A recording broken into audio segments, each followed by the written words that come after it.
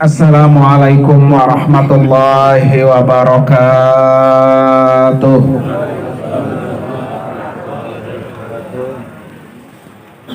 Bismillahirrahmanirrahim.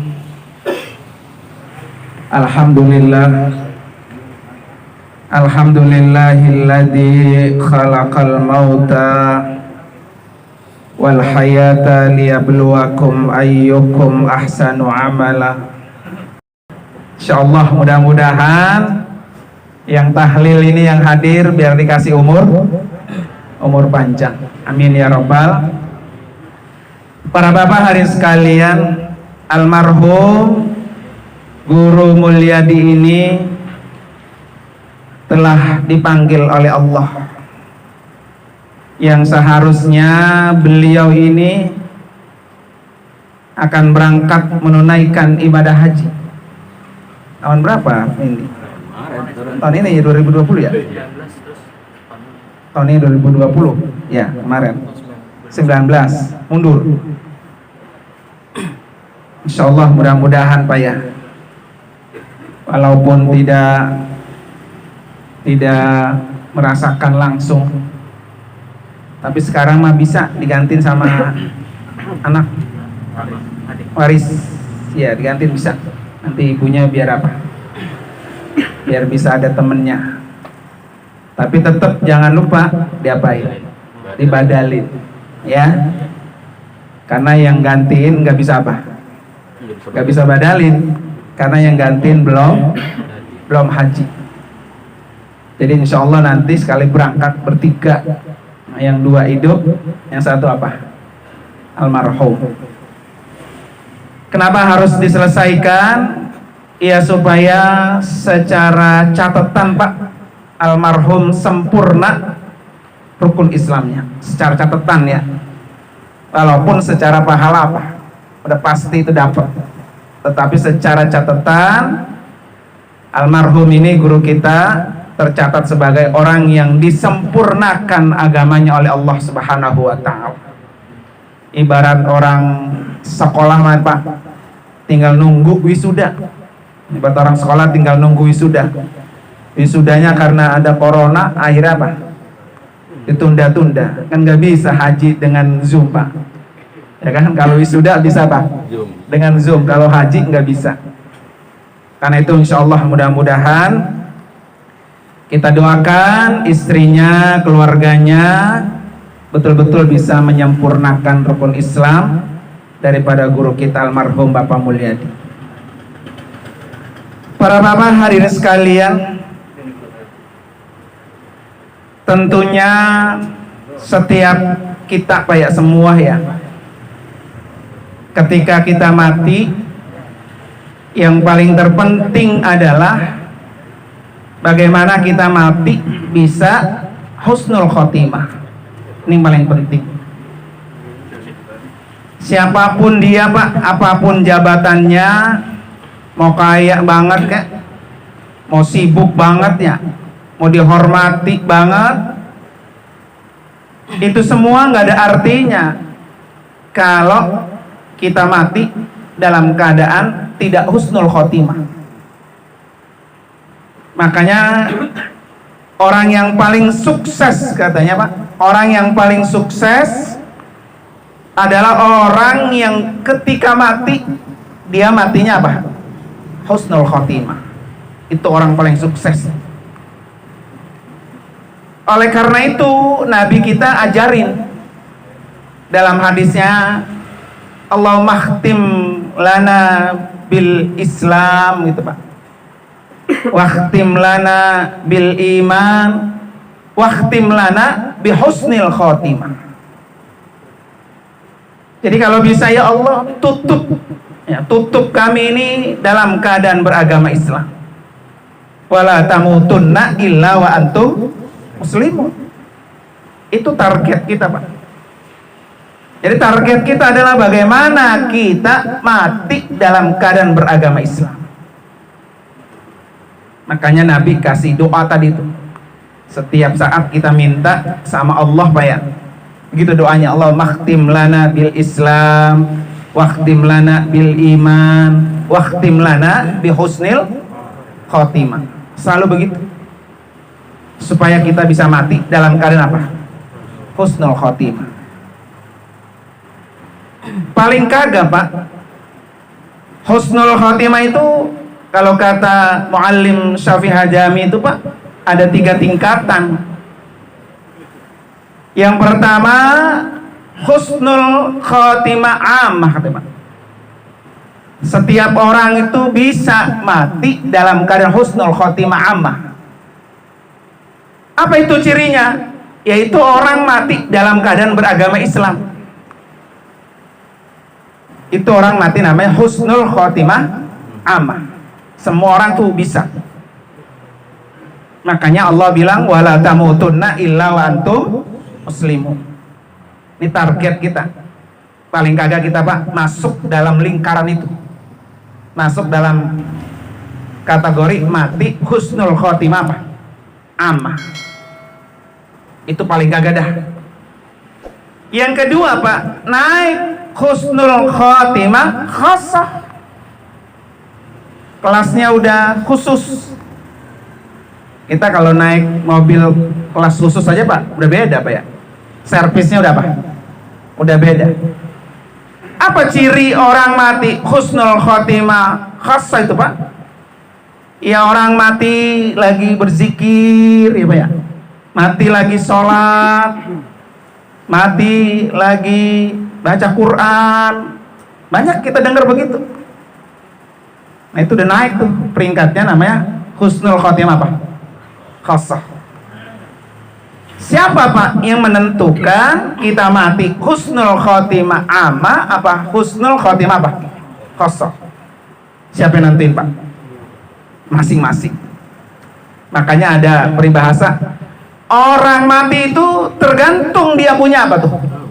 Kebiasaan. Kalau biasanya main gaplek mulu habis Pak ya. Nah, bisa mati di atas apa tuh? Gaplek. Nah, kalau biasanya nyawer mamanya ya bisa mati dia Pak? Di panggung Pak ya. Makanya orang mati itu tergantung apa? Kebiasaan. Dan sekarang ini untuk mati itu sangat dekat Pak buat kita. Makanya Jumat kemarin itu saya sempat bikin teks itu Pak. Puasa itu ternyata obat segala macam penyakit, termasuk penyakit COVID-19 ini Pak. Ketika saya baca satu buku itu Pak, karangan Ahmad bin Hammam itu At-Tadawi bil Istighfar wa Du'a wa Salat wa Saum gitu ada tuh. Itu ternyata Pak, puasa itu punya nilai menyehatkan. Kalau kita dengar sumu tasihhu Pak ya, walaupun itu hadisnya dikatakan hadis apa? Dhaif katanya. Puasalah kamu, pasti kamu sehat. Ternyata ketika puasa itu Pak, saya baca buku itu tuh, itu bisa membangun sel-sel dalam tubuh kita menjadi baru. Bapak-bapak mungkin pernah nggak dites? Ini Ustaz Haidir usianya berapa sekarang? 35 katakan. Nah, 30. Kalau dicek selnya itu Pak, bisa lebih tua usia selnya dibanding usia apa? Umurnya. Saya kan umurnya 48. Nah, kemarin pas ditimbang sel saya usia 30 tahun. Nah, lebih muda tuh. Nah, ya kan? Lebih muda. Kaget juga. Harusnya dia 5 tahun di bawahnya. Jadi kalau saya 48 sekitar 43 begitu. Terlalu muda, saya harus naikin, dituain gitu. Nah, dengan puasa ini Pak, itu memudahkan sel. Makanya kenapa Allah itu wajibkan kita puasa Ramadan? Karena dalam tulisan itu Pak, 10 hari pertama Ramadan dia sudah bisa menghidupkan 10% sel dalam tubuh kita. 10 hari kedua Ramadan dia sudah menghidupkan 66% sel dalam diri kita. Dan 30 hari Ramadan 100% sel kita itu menjadi apa tuh? Muda kembali. Kan kagak mungkin kita Pak ngidupinnya cuma setahun sekali. Makanya Nabi anjurkan apa tuh? Puasa Senin dan Kamis, dalam rangka dia tuh memudahkan sel kita. Di samping memang puasa Senin dan Kamis saja dilaporkannya amal kita selama apa? 1 minggu ke hadapan Allah. Makanya ada dalam buku itu juga Pak, orang Mesir kuno itu Pak disampaikan, orang Mesir kuno itu dulu dia mewajibkan masyarakatnya berpuasa 1 bulan 3 hari, sehingga masyarakat Mesir kuno lebih sehat dibanding masyarakat sekelilingnya. Padahal dalam Islam sudah apa? Sudah ada yang namanya puasa apa tuh? Ayyamul Bid. Kemudian Pak, bukan hanya itu, ternyata ketika kita berpuasa itu Pak, dengan tidak mengkonsumsi selama 13 jam lebih, itu dia membunuh racun-racun yang ada dalam diri kita. Ngasoh dia itu, karena tidak ada Pak ya, jadi kumannya itu mati dengan dia tidak ada yang dia makan dengan berpuasa 13 jam lebih. Nah kan kadang-kadang kita Pak ya, karena puasanya cuma nunggu apa? Ramadan, akhirnya apa tuh? Selama di luar Ramadan sakitnya apa tuh? Berkepanjangan. Ya Pak ya. Makanya dulu saya ada teman itu Pak di Cakung itu punya diabetes 500 Pak. Kemudian dia dawamkan selama 2 tahun Senin Kemis. Normal itu Pak. Normal itu. Nah ini salah satu apa tuh daripada kondisi kita seperti sekarang ini. Ya kadang-kadang kan sekarang kita Pak begini acara takut, sholat takut, salaman takut gitu ya. Nah karena daya tahan tubuh kita yang apa tuh? Yang tidak baik, tidak bagus, sehingga ketika berkerumun dengan orang banyak sudah lebih cepat. Nah para bapak dan sekalian, jadi kembali bahwa yang paling bagus lagi Pak, kita bisa enggak nih kira-kira mati dalam keadaan husnul khotimah khosatil khosah. Nah kalau dalam kelas itu VVIP. Jadi udah sangat penting tuh Pak, ya sangat khusus. Apa cirinya tuh Pak? Orang yang mati husnul khotimah khosatil khosah adalah orang yang tahu kapan dia mati. Nah ini langkah paling enggak ya Pak ya, yang 2 dah.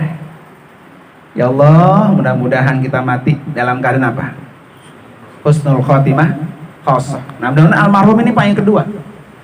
Kenapa Pak saya katakan kedua? Karena beliau sedang dalam perjalanan ibadah haji. Kan tidak berangkat haji bukan karena orangnya, emang keadaannya. Ya Pak ya.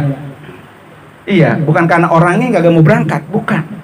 Tapi keadaannya yang tidak boleh berangkat. Jadi ibaratnya begini Pak, kalau dulu orang pergi haji berapa tahun? Berapa bulan? 8 bulan ya naik kapal air. Sekarang 25 tahun orang pergi haji. Iya, habis daftar sekarang berangkatnya 2045. Nah, itu kan berarti kan pergi haji berapa tuh? 25 tahun. Nah sepanjang dia menunggu ini Pak, sepanjang dia menunggu, apa keutamaannya? Makanya ada hadis Rasulullah mengatakan apa? Man kharajal haja famata kataballahu lahu ajrul haji ila yaumil qiyamah.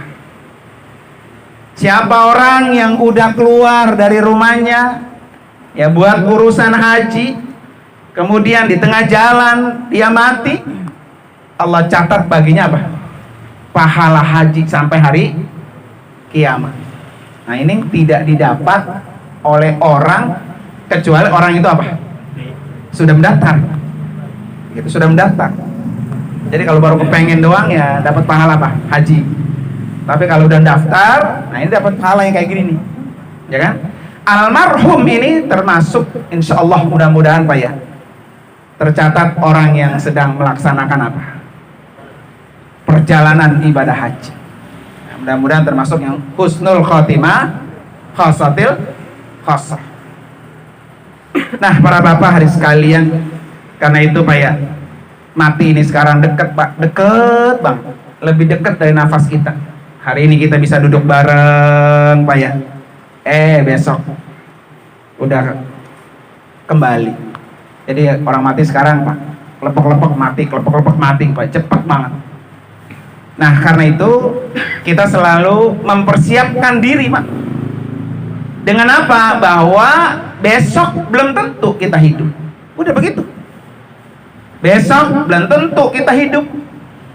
Jadi kalau kita tahu besok mau mati Pak ya, pasti nggak ada pekerjaan yang tidak baik tidak kita lakukan. Karena kita udah apa? Udah tahu. Makanya supaya jangan disia-siakan Pak, dalam kesempatan kita hidup ini, anggap kalau besok kita mau apa tuh? Mati. Jadi tidak ada. Jadi kalau orang itu tahu Pak besok mau mati, yang tidak akur sama tetangga dia datengin, dia minta maaf ya Pak ya. Yang tidak akur sama saudara dia datengin, dia minta maaf. Mumpung masih dikasih apa? Hidup. Kalau udah mati minta maafnya gimana? Di kuburan sama yang hidup sama yang mati kan gitu Pak ya. Nah ini selalu menjadi tugas kita bersama. Mudah-mudahan kita termasuk pada hari ini, malam ini Pak, diberikan nasihat oleh guru kita almarhum Bapak Haji Mulyadi ini Pak ya, bahwa insya Allah kita juga besok akan apa? Menyusul. Itu udah pasti Pak. Pertanyaan besarnya, apa yang kita bawa ketika kita kembali ke hadapan Allah Subhanahu wa Ta'ala. Kan mudah-mudahan kita doakan Pak almarhum guru kita ini husnul khotimah, semua nilai amal ibadahnya diterima di sisi Allah Subhanahu wa Ta'ala, dan insya Allah juga kalau tidak tahun ini, tahun depan Pak ya, biar dicatat catatannya, biar ditulis oleh malaikat sebagai orang yang sempurna telah menjalankan rukun Islam. Insya Allah mudah-mudahan Pak, kalau nggak tahun ini tahun depan. Remeng-remengnya mah tahun ini kayaknya nggak ada remeng-remengnya Pak ya, karena sudah masuk bulan 2 yang biasanya kita udah selesai manasik ini Pak ya. Ini boro-boro Pak, aba-abanya Pak kagak ada ya kan. Umroh haji ini kemarin sudah dapat selebaran, Saudi Arabia masih memperpanjang, tidak boleh selain pesawat Saudi masuk. Jadi yang boleh cuma apa? Pesawat Saudi. Saya mau berangkat Pak dari bulan 3 tahun lalu, karena kan corona itu di akhir Februari. Tanggal 6 Maret saya mau berangkat, udah siap semua. Nggak taunya des corona, sampai sekarang tertunda, nggak bisa berangkat.